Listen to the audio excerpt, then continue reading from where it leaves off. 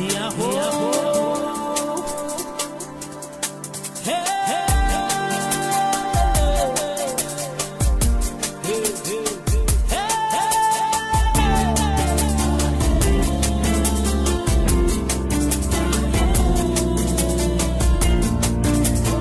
morning. Today, The Power Within is coming to you from the beautiful Groot Constantia estate.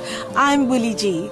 And after 2 weeks of cricket, it's great to be back on your screens, especially since we're in time to observe 16 days of activism against gender violence.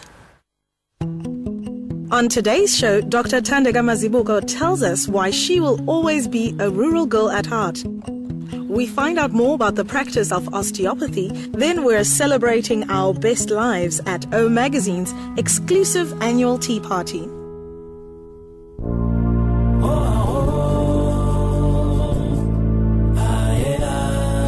Born to a domestic worker in rural KwaZulu-Natal, Thandimazibuko lost her father at an early age. She was sent to live with relatives who forced her to quit matric and get married at just 17. It begins in the dusty roads of Kwanyuswa when we grew up with my mom and a big family with my great-grandparents. She used to read a verse in the Bible that says,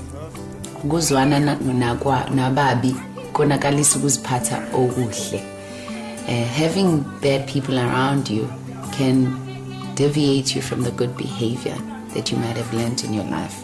That was a verse that really anchored our family. My mom was a domestic worker, raising us up as a single parent.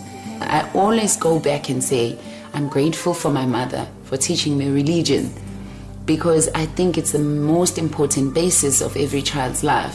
Whatever religion it is, it forms the basis of belief, and belief is everything in life. People give up because they lack that belief that it can be done, it is possible.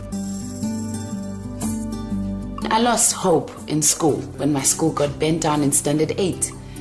I was in the middle of the year, around April. That did cripple our lives and had a huge effect on our academic progress. Hence, then my mother then negotiated with her sister, who had just married to a pastor. Then I went to stay with them in Chesterville in order for me to continue with my education.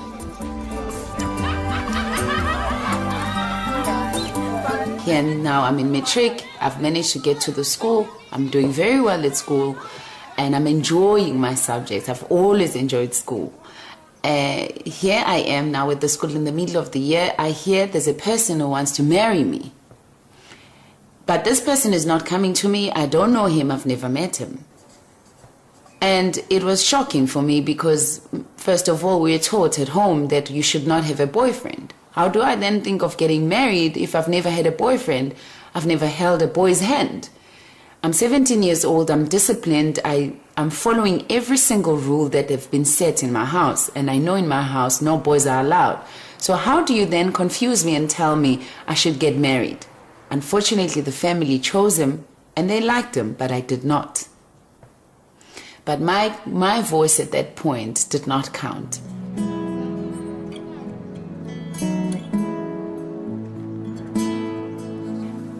The impact of this whole arrangement that was against my will had a lot of impact on my family, which I suffered a lot repairing that. It has taken us many years to repair that, and had an impact on the son that I later had, because now he's got this history of knowing that there was something of this nature.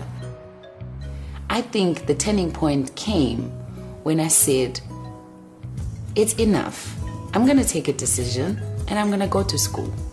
And I just packed my bags and I left. After the break, we find out how Thandimazibuko is trailblazing transformation in her own community.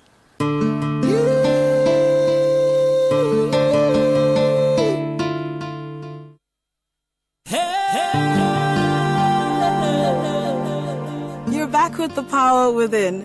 As a single mother raising a son with financial difficulties, Thandeka went on to complete her matric and then studied medicine. She now specializes in oncology and has started her own NGO, Sinomusa Nothando, which raises cancer awareness in the rural community. It's an idea that started when I was in medical school. As I said, I've been naturally a caring person. I used to walk back home and see need. And when I look around and see how can you fulfill this need, it was overwhelming for me. Because I looked at one-on-one consultation with all my community members and I realized it's impossible. I will not be able to help them. Then this idea of doing an integrated cancer awareness plus the screening of the community at the community level, bringing all the stakeholders into one area, one day, you help the whole community and you move away, you leave the support groups behind to continue the work. And it has worked like magic.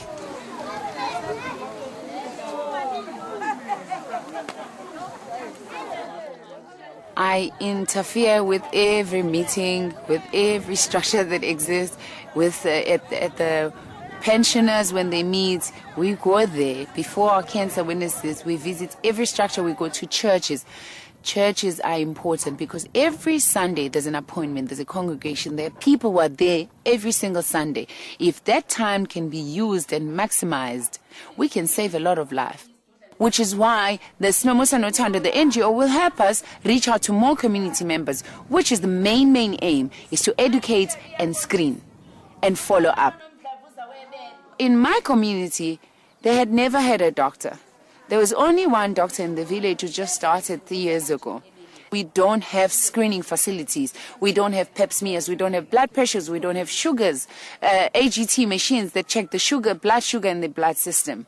So what we use is we mobilize the structures that are already existing, that are anyway left on a weekend to just sit in the offices. The BP machines are sitting in their offices on a weekend, Saturday and Sunday. Nobody's using them. So we say, let's mobilize this and use the weekend to take care of the community. Instead of people going to the doctors, why doctors don't go to them? The doctors come at shift level, they come for 4 hours and they go home. We use medical students, we work with medical students because medical students are the future doctors. It's a part of training for them as well. But it's also giving back because they come in lab coats and community feels they're being taken care of. So our aim of the NGO is to do screening at the community level, to make the community motivate them into committing into healthy lifestyle. Where we cover the cancer of the prostate, the cancer of the cervix, the cancer of the breast. We also cover AIDS-related malignancy, which is my passion, because I'm an African and AIDS is common amongst African. And cancer amongst the HIVs and AIDS defining illness. And when you've got AIDS, people tell you you're going to die. It's almost like a death sentence until you meet someone who can change your life, who's knowledgeable, who is an oncologist, who will say, no, you've got AIDS-related malignancy, but I can still assist you. And there's very good response from patients who are being treated for AIDS-related malignancy. Hence, we need more support for projects like this. I will never be a city girl. I will look like a city girl, but inside, I'm such a rural girl. In everything that I do, it is so rural, based on the morals, the principles, and sometimes the naivety that comes with being rural. It's beautiful, because you're not there to please anyone, you're there to do what you do. My son used to say, I don't care if they want to wear shoes, I don't want to wear them. I want to walk barefooted. That's exactly the attitude. I don't care whether they believe in what I say. I don't care whether they give me money to do it, but I'm going to do it anyway. So the rural part of me is predominant than the city girl. And I spend most of my time eating jeke and putu, coming to my mama's house.